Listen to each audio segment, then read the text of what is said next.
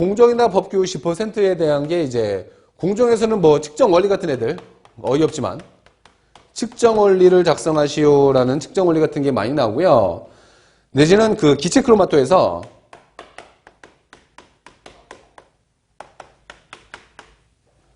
그 계산 공식이 몇 개가 있어요. 그 기체 크로마토그래프법에서 사용되는 계산 공식이 이론 단수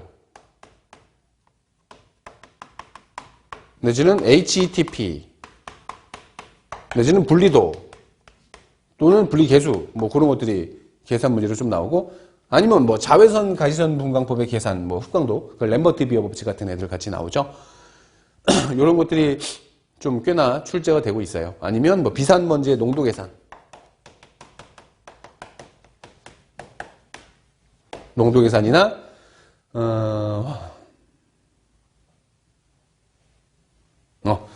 등속 흡입 유량 요건 많이는 나오진 않아요. 이 등속 흡입 유량은 좀 기사 시험에 좀 많이 나오는 편인데 등속 흡입 유량도 종종 나옵니다. 자, 이런 것들이 보통 이제 공정에서 나오게 되고 이 법규에서는 이제 법 부분에서는 가장 많이 나오는 게 이제 그 환경정책기본법에 의한 대기환경 기준 수치 있어요.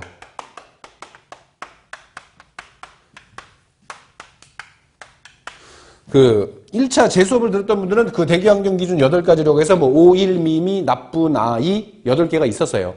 그 기억 안 나는 분들은 뭐 수업 때 제가 다 보여드릴 거니까 걱정하지 마시고 그 대기환경 기준 수치에 대한 8가지의 수치들 혹은 측정 방법들 이런 게 시험에 다 나옵니다. 그 법규 부분에서 그거랑 그 실내 공기질 유지 기준과 권고 기준 같은 애들이 좀 나와요.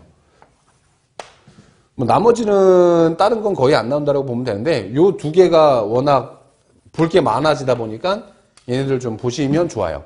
자, 이렇게 해서 출제 빈도수별, 과목별 출제 경향이나 그 빈도수, 그 비중을 좀 설명을 드렸고요. 자, 이제 세 번째는 답안 작성을 좀 알아야 될 것 같아요. 답안 작성. 그 일단은 주관식 자필로 여러분들 손글씨로 작성해야 되는 답안이다 보니까 그 답안 작성에 관련된 문의가 많이 들어와요.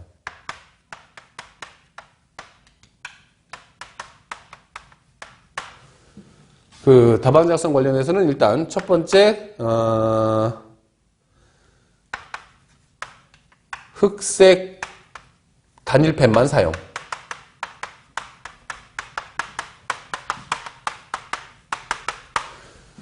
그 2018년 전까지는 흑색 또는 청색도 쓸 수 있게 해줬었어요. 그런데 2019년부터 청색이 불가능하다.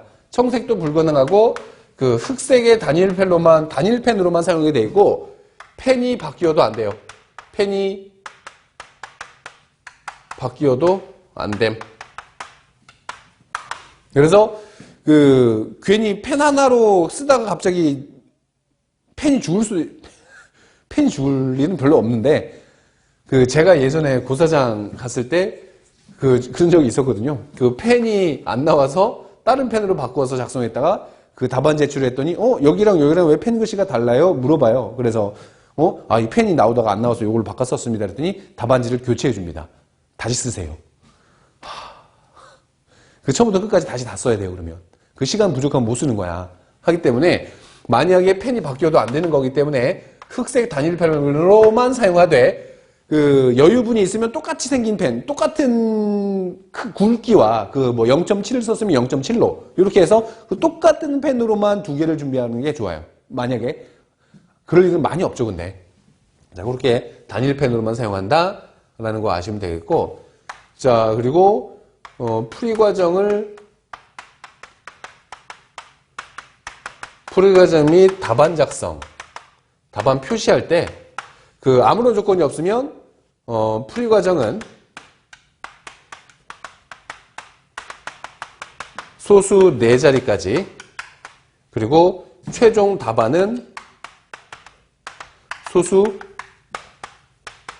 2자리까지 작성하는 게 원칙. 자, 다른 조건이 있다면 그 문제의 단서에 반드시 나옵니다. 뭐, 단 소수점 셋째 자리까지 작성하시오.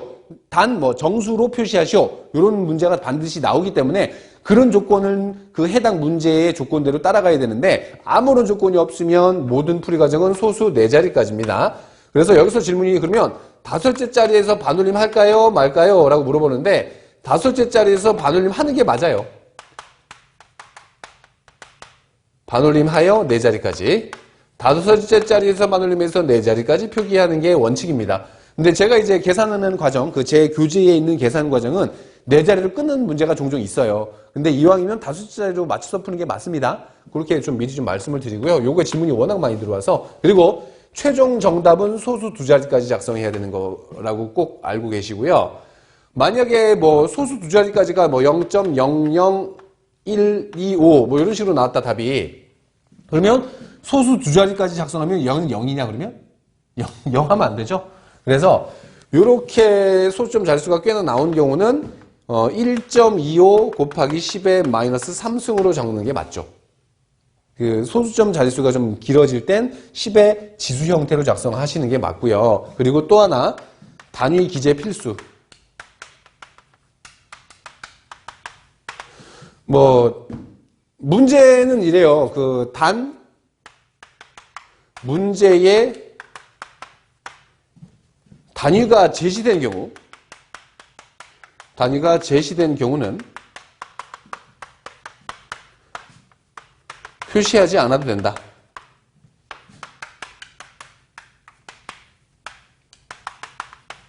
이게 해당 문제의 물음표 앞에 단위가 제시된 경우는 굳이 표시하지 않아도 된다라고 하는데 우리는 어떻게 될지 몰라요. 그 긴장을 해서 그런지 모르겠는데 그 문제의 단위가 써 있는지 안 써 있었는지 알 수가 없어요. 모르기도 한단 말이야. 그래서 그냥 써 있어도 그 문제의 단위가 써 있어도 제시됐어도 그냥 단위 기재를 하세요. 그런 걸로 해서 오답 처리는 안 합니다.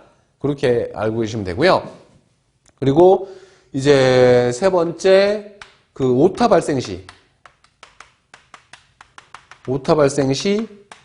수정 펜이나 수정 테이프는 사용 금지. 이 수정펜 되는 순간 0점 처리됩니다. 절대로 수정펜이나 수정 테이프는 사용 금지가 됐고요. 1차 때 필기 때는 써도 되죠. OMR 카드니까. 근데 이 주관식에서는 오타 발생 시 절대 수정펜 사용 금지고요. 그 수정하려고 하는 답안은 두 줄 긋고 위나 아래에 제작성이야. 아래에 제작성 하시면 돼요. 그래서 뭐 답안 작성하다 오타가 발생했으면 이렇게 두 줄을 긋고 그 위나 그 아래에다가 다시 한 번 더 거기에 맞는 글자를 다시 작성해 주시면 돼요. 그래서 그 만약에 뭐 예전에는 그 두 줄 긋고 여기에 감독위원회 날인을 도장을 받게 했었는데 요즘에는 일괄적으로 걷어가서 좀 도장을 일괄적으로 찍는 것 같아요. 그래서 지금은 뭐 도장까지는 안 받아도 되고 그냥 두 줄 긋고 거기에다 수정을 하시면 되는 거고요. 이왕이면 그 오타는 저기에 좋다. 오타는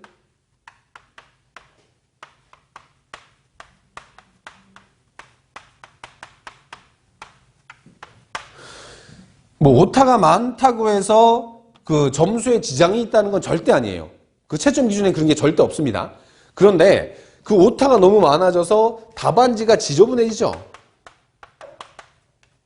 답안지 훼손이라고 해볼까? 답안지가 너무 훼손되거나 지저분해지면 그 어차피 요 주관식 답안 작성의 경우는 그대로 시험지를 봉인해서 그 채점위원한테 그대로 갖다 줘요. 그래서 여러분들 답안지를 그대로 채점위원분들께서 손으로 다 직접 그 첨삭을 해준단 말이야. 하기 때문에 답안지가 지저분하면 분명히 점수에 좀 지장이 있을 거라고 봐요. 이거는 뭐 제가 경험한 바로는 그렇다는 거죠. 그래서 글씨를 좀 못 쓰는 분들이나 오타를 많이 고친 분들은 본인이 예상했던 점수보다 좀 낮게 나오는 경향이 있어 보였어요.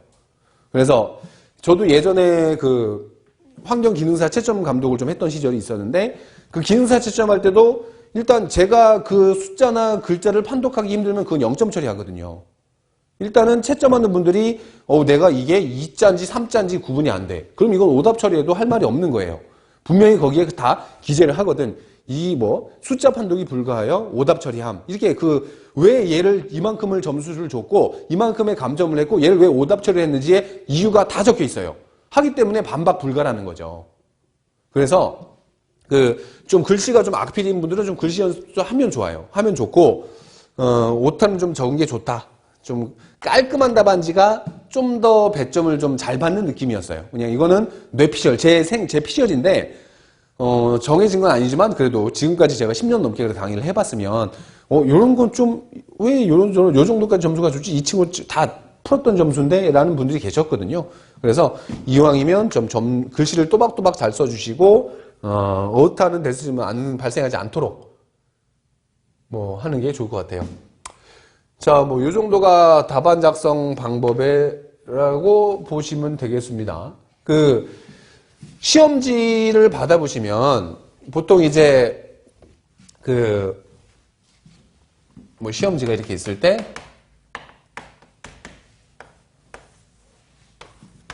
문제가 있고 샬라샬라 그 바로 밑에 풀이 과정. 너무 작게 적었다.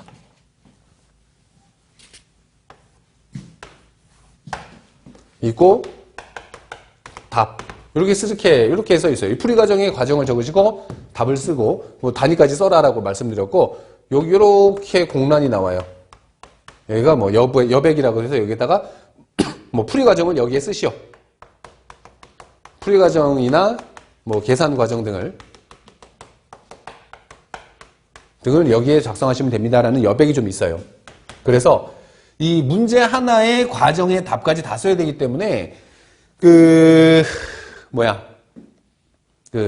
한 면당 문제지 시험지 한 면당 문항수가 많아야 두세 문제고 문제가 좀 복잡하거나 좀 길어지는 문제면 시험지 한 면에 한 문제만 나오기도 해요. 하기 때문에 시험지를 받아봤을 때 문제 수가 끝까지 있는지 문제 개수를 반드시 확인해야 돼요. 문제 개수를 확인. 괜히 한 면이 누락돼 있어서 중간에 5번, 6번, 7번이 없어졌어. 그런데 나는 그냥 계속 문제를 풀었어. 나중에 제출하려고 봤더니 없는 거야. 그거 안 돼요. 하기 때문에 고사장에 들어가면 감독위원이 말을 해줘요. 시험지 일단 매수 확인해서 밑에 이 문제지가 6장, 총 6장이면 6-1에서 6-6까지 있는 거예요. 만약에 8장이 끝이면 8개의 면이 다 있다면 8-1에서 8-8까지 있는 거거든요. 하기 때문에 1에서 8까지 또는 1에서 6까지 전체 면이 다 있는지를 반드시 확인하셔야 된다는 거예요. 자, 그렇게 해서 문제지 풀이를 좀 그렇게 나올 거다라고 보시면 되고, 그리고 답이 일단 맞아야 점수를 줍니다.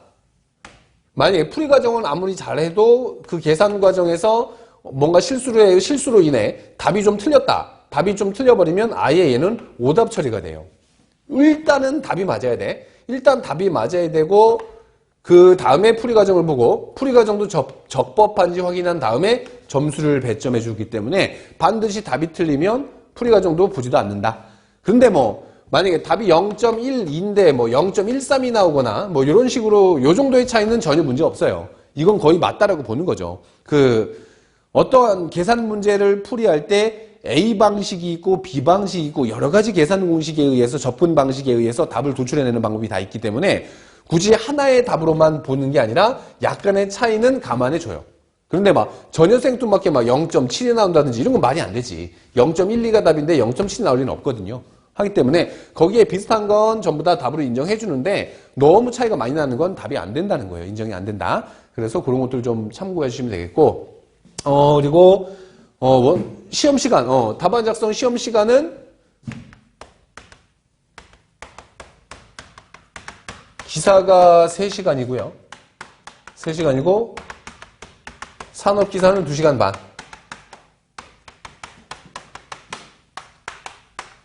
이렇게 일단 시간이 정해져 있고요. 퇴실 가능 시간.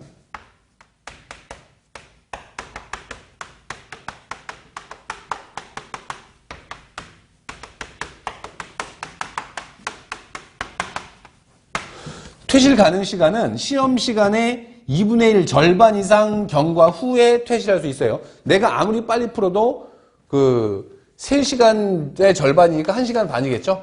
1시간 30분이 될 건데 그 1시간 30분 전에 나갈 수 없어요. 이 산업시사 시험도 마찬가지야. 그 1시간 15분 전에 못 나가겠죠. 그래서 그 시험 시간의 절반 이상이 지나야 퇴실이 가능하기 때문에 그런 것들도 좀 알아두셔서 미리 못 나간다는 거. 그리고 뭐 근데 이 시간 이 3시간이나 이 2시간 반이 그렇게 길지 않을 거예요.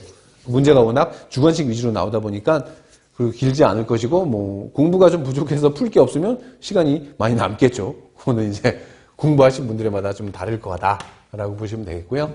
자, 이렇게 해서 원서 접수 그리고 시험 배점 정도의 비율, 비중 그리고 답안 작성까지 정도를 좀 보여드렸는데 이제 개별적으로 뭐 궁금한 것들은 다 게시판을 이용해서 질문하시면 되겠고 수업하면서 계속 또 알려드리는 게 많으니까는 그 하나하나 봐가면서 같이 공부를 하기로 하고요. 그 특히나 이제 걱정되는 건 뭐냐면 1차 시험을 제 수업을 안 듣거나 독학했던 분들이 좀 계세요. 그런 분들은 이제 제 풀이 방식이 너무 어렵거나 혹은 이해가 안 되는 분들이 계실 수 있는데 질문 주세요. 질문 주시면 최대한 뭐 어떻게 이해하기 쉽게 설명드릴 수 있을지 곤란하나 최대한 그래도 제가 알고 있는 선에서 열심히 도움 드릴 거니까 여러분들 합격할 때까지 저랑 같이 공부하면 되는 거죠. 그래서 최대한 저랑 같이 소통하고 그 게시판 이용이나 아니면 제가 이제 연락처를 다 저장을 하고 있어요. 그 수업 들으신 분들은 그러면 뭐 카카오톡이나 SNS 문자를 통해서도 질문 답변 가능하니까는 최대한 그 소통을 하려는 거니까 그 너무 어려워하지 마시고 궁금한 거 있으면 연락을 주시면 됩니다. 자, 이렇게 오랜 세션을 마치고 이제 다음 시간부터 이제 제대로 된 수업 한번 진행해 보도록 해보겠습니다. 오늘 수업 여기까지 마치겠습니다.